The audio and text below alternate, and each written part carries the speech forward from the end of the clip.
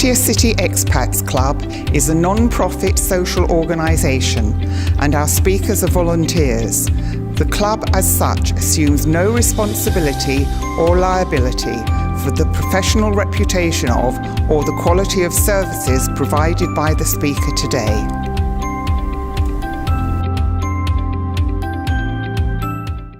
Who will give a 10 to 15 minute presentation on how to protect your electronic devices while travelling in Thailand, which is probably very apt because it's so easy to lose your phone.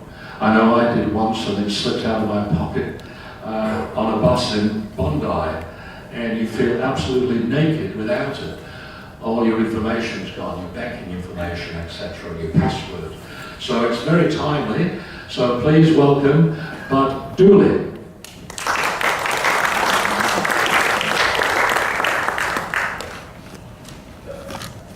Good morning. Good morning. If you're not familiar with me, I'm from the U.S. I do cybersecurity for a living. So, this is, can you hear me? A little better? Pardon me. My name is Bud Dooley. I'm from the U.S. I do cybersecurity for a living. So, I had a somewhat distasteful experience this week where my personal phone was lost.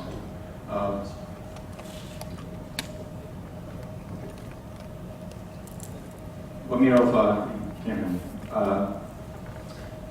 So I happened to be at a shopping mall this week when I made a mistake myself and left my phone on my motorbike.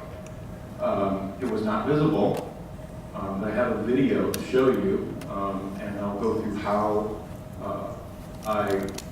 the mistake I made, basically, by leaving it on the bike. But more importantly, it also shows what I did to protect my data, which I'll get to in just a minute. Want to play the video?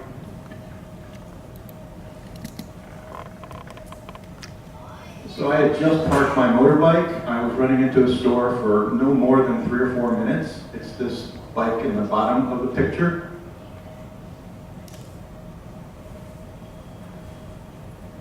And a gentleman comes up, apparently wanting to find a place to park his motorbike.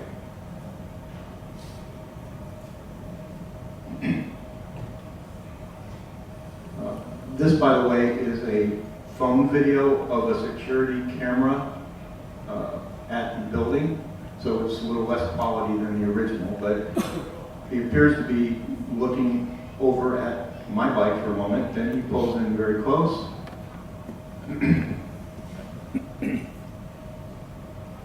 Still kind of acting like he's parking his bike. Now he sits on his bike, reaches over, grabs the phone out of my compartment,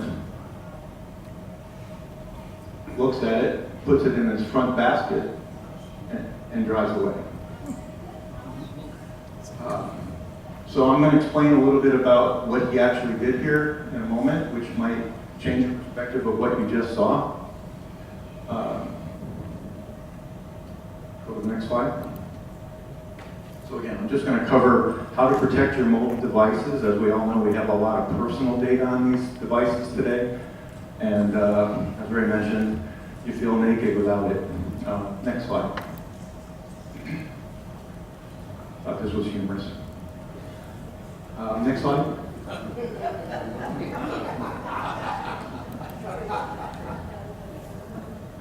So if you lose your phone, yes, there's an expensive phone that you may have lost. More importantly is, we all know our personal data is very much at risk nowadays. You have bank information, investment information, all your online accounts, social media accounts. You may have a business you're running from this phone, personal contacts. I'll go into how you can protect that as best you possible. But when you have these mobile devices, whether it be a phone, a tablet, a laptop, it's easy to forget just how sensitive that information is, and you have to keep your eye on it. Next slide. First thing you should always do is make sure you have a good login security, whether it's a password. There's several different variations nowadays. You can have facial recognition, thumbprint access, or a lock pattern. Unfortunately, if you have facial recognition or fingerprint, technically you could be unconscious and someone could still open your phone if they happen to have you nearby. So those aren't the best methods. Either a password or a lock pattern with the dots on the screen is generally more secure. The second thing that's very important to do on all devices is encrypt the hard drive. Some phones come with this already done, but most of them are not encrypted when you get them. You'll have a simple option to press a button to encrypt the drive. It'll give you a warning message saying this can't be reversed, which sounds very scary. But there's no chance you're going to not have access to the drive as long as you remember your login password or your fingerprint doesn't change, whatever method you use. So if it's a pattern or a password, make sure you don't lose that after you encrypt your drive. Another very important thing to add in Thailand or anywhere you're traveling, if you have very confidential information you don't want to lose, is not only an antivirus but an anti-theft software. A lot of the products you get today will be security suite, which includes anti-theft device. The anti-theft can do several options. You can see on the screen from set off a siren on the phone, so if it's nearby you can hear it. It also can do a GPS location to show you where it is anywhere in the world within 3 feet, and it's instant. I like the nice feature that it'll take a picture from the missing phone and email it to you, or a video recording. A lot of the software that you get without taking antivirus will also include this feature. The one caveat to that is if someone is really savvy and they steal your phone and they pull the SIM chip out, there's not much you can do. You can't remotely access it. Now you're counting on that hard drive being encrypted in order to protect your data. Also, installing VPN software will allow you to have more secure communications when you're online. So those are the 3 software I would recommend having on any kind of remote device you use regularly. Next screen. So let's presume you do lose your phone. Where's your data? You may not all know where our data is. If you have Facebook, that's online, no problem. But you probably want to go through and have a list in your head of what you have online as opposed to what you have maybe only backed up on your local device. And if it's only on the local device, you will want to have some kind of backup from your phone to your computer or an external drive. But it's very, very important information. You don't want it in one place. If you end up having your phone and then you take your laptop and your phone somewhere together and your backup's on your laptop, then you need to be very diligent not to lose both at one time. Let's see, next slide.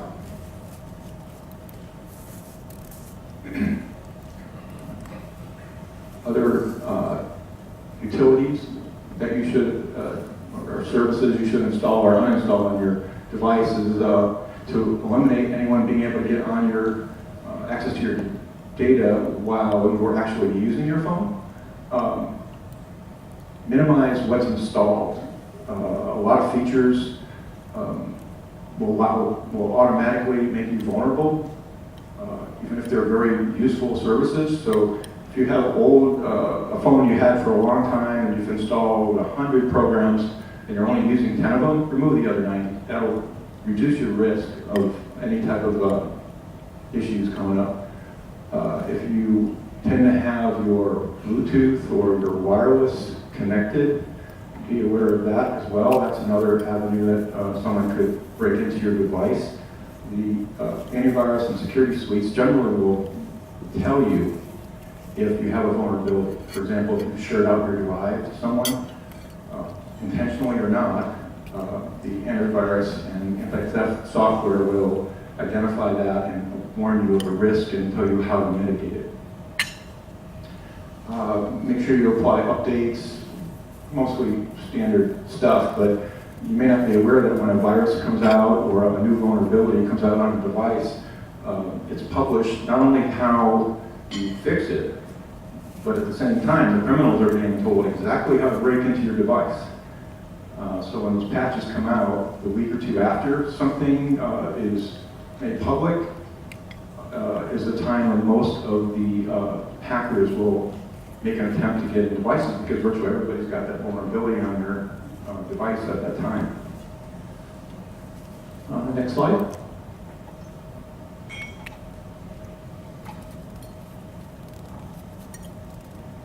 So we're not usually aware of where we're at and think about protecting our device, but if at all possible, you should be.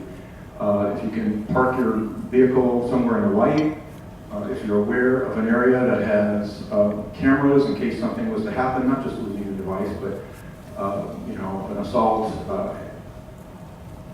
Try to be aware of where you are when you have your device, the last time you saw it, if it goes missing. And this becomes very relevant later if you're trying to search and find it at some point. If you're traveling around, I always have a difficult time remembering which pocket I put in my fanny pack or my laptop bag. If you're consistent about placing it in the same place all the time, you're less likely to lose it or misplace it. Okay, now next slide. So another change in technology over the last 5 years or so is with GPS becoming so common, you can install an application on your phone or their hardware devices that will detect a phone near you. It'll tell you what model it is. It'll tell you what vulnerabilities it may have, simply from a remote location. So this adds a whole layer of risk to you, because you could have a phone in your bag and they decide they want to know how many Samsung 9s that they're looking for in this room. I can turn on one of these devices and tell me there's 4 of them, one 6 feet away, one 12 feet away, and I don't even have to see it. So just because it's not visible doesn't mean it's not a concern. Next slide.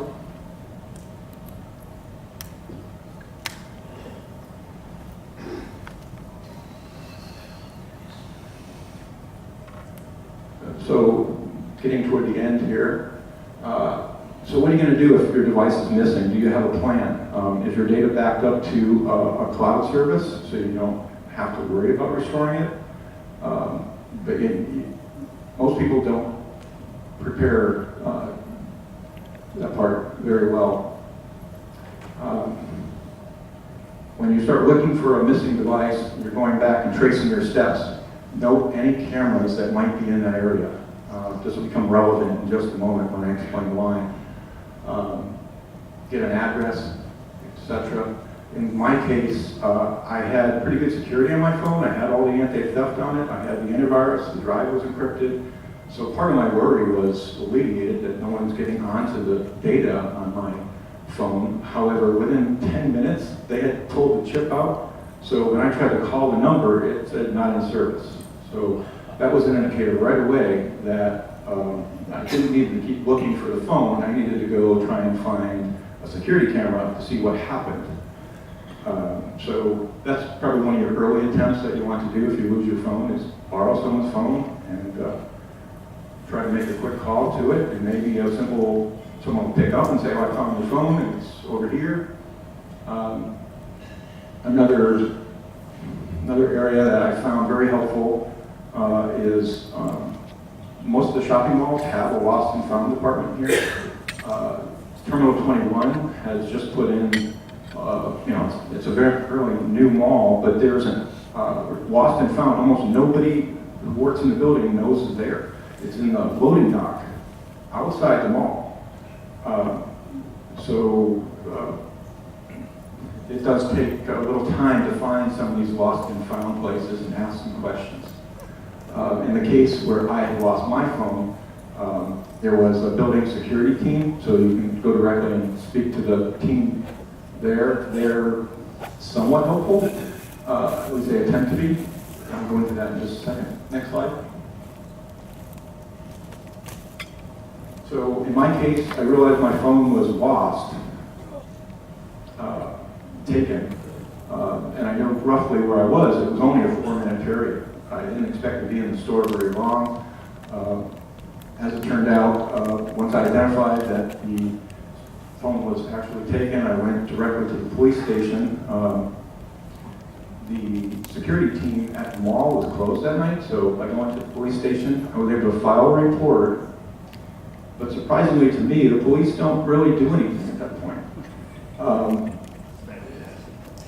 They basically write you up a report, and now it's up to you to take that report to the local building where there's a security camera, and basically it's essentially a warrant to go ask the security department to look at their surveillance cameras and see if you can dig up something that gives the police more information to start an investigation on. So I took my police report to the mall and told them the exact time, the exact camera, because the building had several cameras on it, where the issue occurred. They were helpful in trying to look for it. Unfortunately, they had the wrong date on the camera and the wrong time of day. So when they looked at it, they didn't find anything. But I had asked them if I could look, and I realized right away the timestamps were off, and I was able to locate it in less than 3 or 4 minutes, where they spent a day unable to find it. So I highly recommend if those situations happen that you try to participate in finding it. Once you find it on a video, take a camera shot of the incident, as I did here, and bring that to the police station. Now on the 3rd floor of Beach Road, there's an investigation department. If you take it directly there, they will sit down, look at the video, and start an investigation. The one thing about phones and devices like this is time is critical that you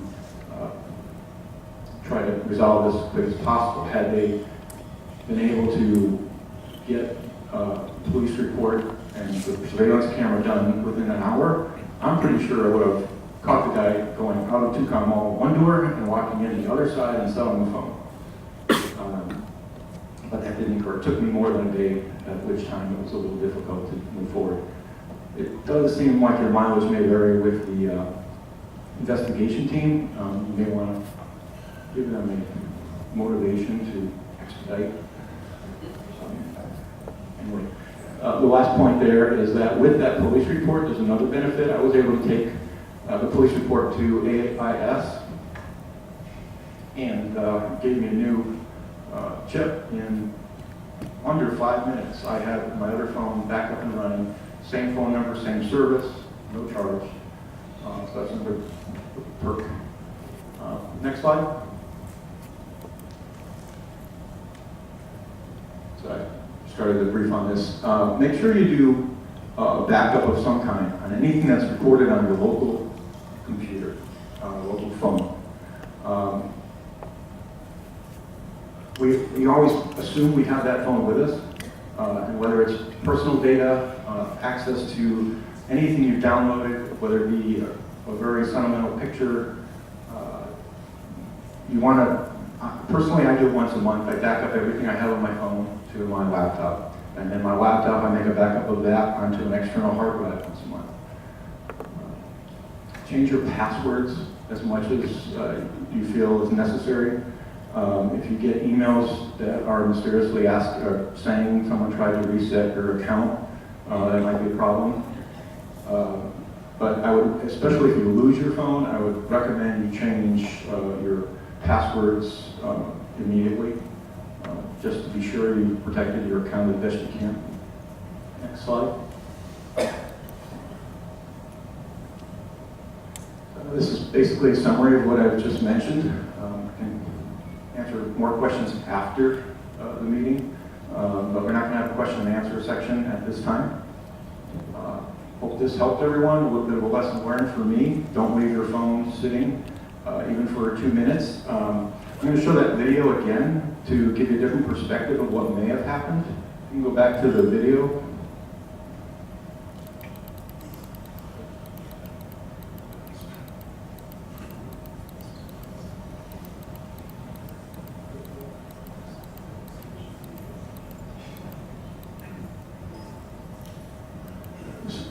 So what you don't see here is he was probably sitting at the end of the corner with a cell phone detector, and when I pulled down that street, he could easily note I had a high-end phone and someone had just drove down that road.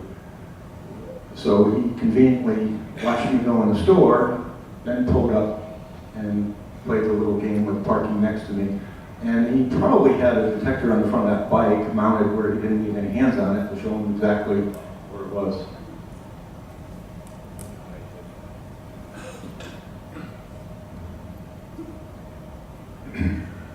He also saw me go in the store, so you can tell he's not concerned at all about who that bike was owned by. He could have even had a second person working with him who walked in the store to follow me to make sure I didn't walk back out the door.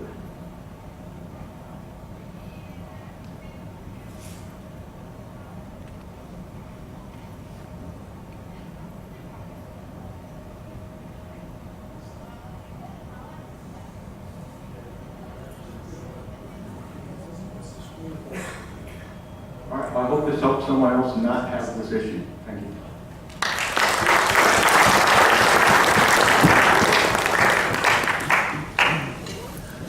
Thank you, Bud. He will be available outside if you've got any questions on the back tape. And later on, in the next few months or whatever Ren scheduled, he will be giving another talk on other matters, I believe, of security or whatever.